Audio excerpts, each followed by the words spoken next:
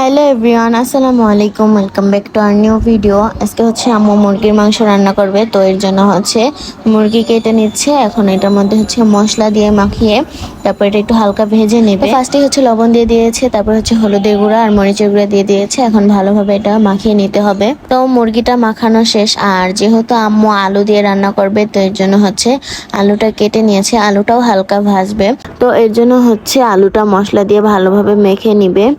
তো ফার্স্টে হচ্ছে গিয়ে লবণ, হলুদের গুঁড়া আর মরিচের গুঁড়া দিয়ে দিয়েছে। এখন ভালোভাবে মিক্স করবে।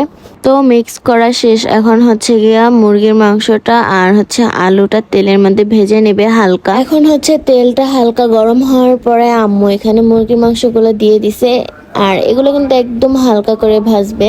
A few moments later. তো মুরগি ভাজা শেষ। এখন মুরগিগুলো ওঠানোর পরে আলুগুলো ভাজবে। তো আলুগুলো হালকা ভাজা শেষ, এখন এগুলো উঠিয়ে নিবে। এখন মুরগিটা রান্না করার জন্য পেঁয়াজ কুচি, আদা রসুন বাটা, মরিচের গুঁড়া, হলুদের গুঁড়া আর লবণ দিয়ে দিয়েছে। সাথে হচ্ছে গিয়ে গরম মশলা আর গরম মশলার গুঁড়াও দিয়ে দিয়েছে, আর হচ্ছে ধনিয়া গুঁড়াও দিয়ে দিয়েছে, সাথে তেজপাতা দিয়েছে।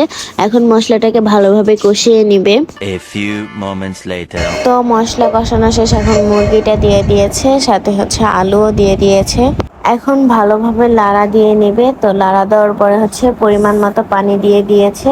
তারপরে এটা ঢাকনা দিয়ে ঢেকে রাখবে, আর মুরগির মাংসটা হচ্ছে একদম ভুনা ভুনা করবে। তো এই তো মুরগির মাংস হয়ে গেছে। এখন হচ্ছে গিয়ে উপর দিয়ে হালকা জিরার গুঁড়া দিয়ে দিবে। এর জন্য জিরাটা হালকা হচ্ছে ভেজে নিচ্ছে।